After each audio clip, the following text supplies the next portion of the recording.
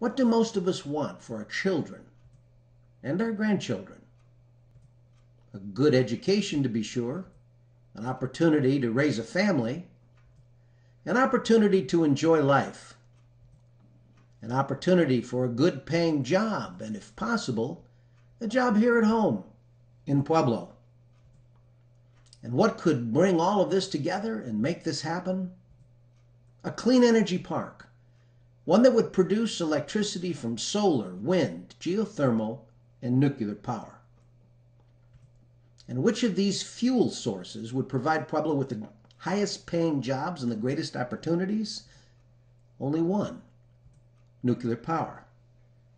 This presentation is going to focus on nuclear power, but I want you to remember that we're trying to bring a clean energy park to Pueblo, a park that would include solar, wind, geothermal, biofuel mass, and other forms of clean energy.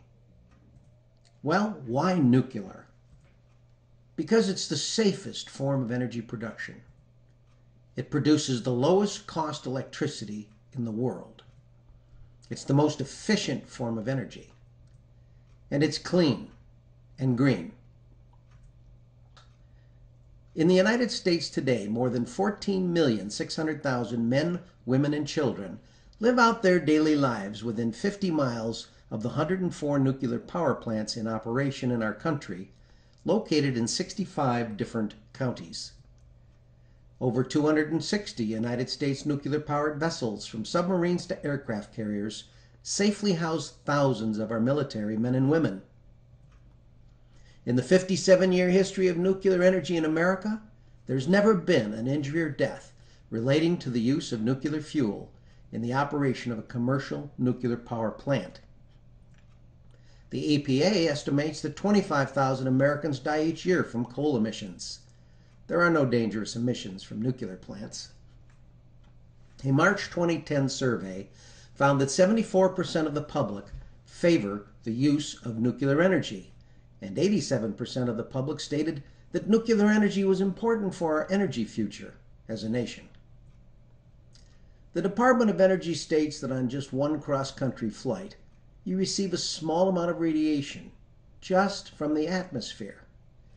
Now, you would have to stand at the gate of a nuclear power plant 24 hours a day for over a year to receive the same amount of radiation as from that cross-country flight.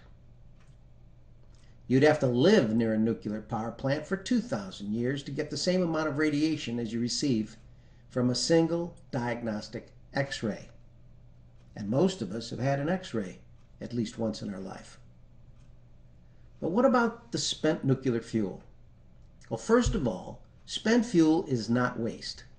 It contains important energy and industrial materials, as well as non-usable residues.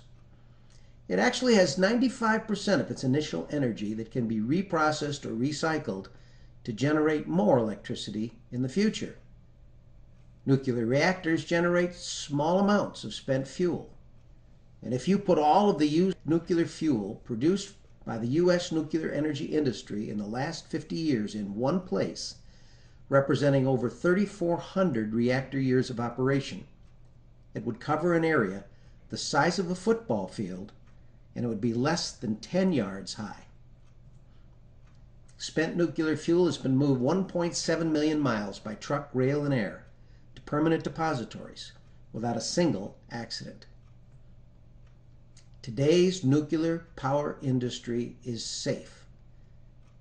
It's safe for our children, it's safe for our future, it's safe for our grandchildren. Nuclear energy produces power at the lowest cost, a cost lower than petroleum, gas, or coal.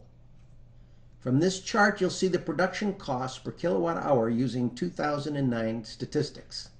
Petroleum is 12.37 cents per kilowatt hour. Gas, which is the Black Hills Power Plant project north of Pueblo, is 5 cents per kilowatt hour. Coal, 2.97 cents per kilowatt hour. And nuclear, 2.03 cents per kilowatt hour. As transportation costs continue to increase, so will the cost of electricity produced from coal. Nuclear energy is efficient.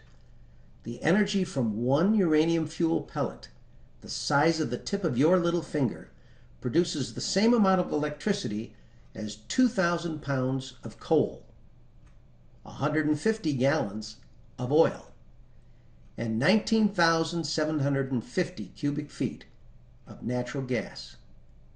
Nuclear energy is efficient. You're looking at the inside of a nuclear power plant. There are no emissions from a nuclear power plant. Both coal and gas-fired plants must deal with waste in the form of particulate and chemical emissions. Nuclear energy produces no harmful greenhouse gases that could produce ground-level ozone formation, smog, or acid rain. And nuclear energy produces 71% of the emission-free electricity in the United States. It is clean, really clean and green. Even though we in the United States invented nuclear power, only 20% of our energy comes from nuclear power. We've fallen behind France, that generates 80% of its energy from nuclear power, Sweden 50%, South Korea 40%, and Japan 35%. This map shows the 436 locations of nuclear power plants in the world today. The little red dots represent where those nuclear power plants are located. And the blue triangles on this map show the location of the 104 nuclear power plants that are in operation in the United States today. Many of those power plants are aged and will need to be replaced. Additionally, future U.S. demands of electric energy require another 25 to 30 nuclear power plants by the year 2030. When you look at the state of Colorado, you'll note that there's no nuclear power plants in Colorado, New Mexico, Utah, Nevada, Montana, Wyoming, North or South Dakota. There's one being considered for the state of Idaho at this time. We in the United States are falling further behind in the construction of new nuclear power plants. China is building 23 plants today, Russia 11, South Korea 6, India 4, Japan 2. Here in the United States, we have only one nuclear power plant under construction. Well, what can we as a community do to create a clean energy park? We can work together as a community and invite the developers of clean energy into our community. Developers are looking for three things: suitable land, some water, and a welcoming community. Well, what are the land and water requirements for a nuclear power plant? A nuclear power plant producing 1 million kilowatts is typically located on a 500-acre site within a 4,000-acre buffer zone. The water required is about 1,250 acre-feet per year, which is about 1/10 of that used at the Comanche Power Plant in Pueblo.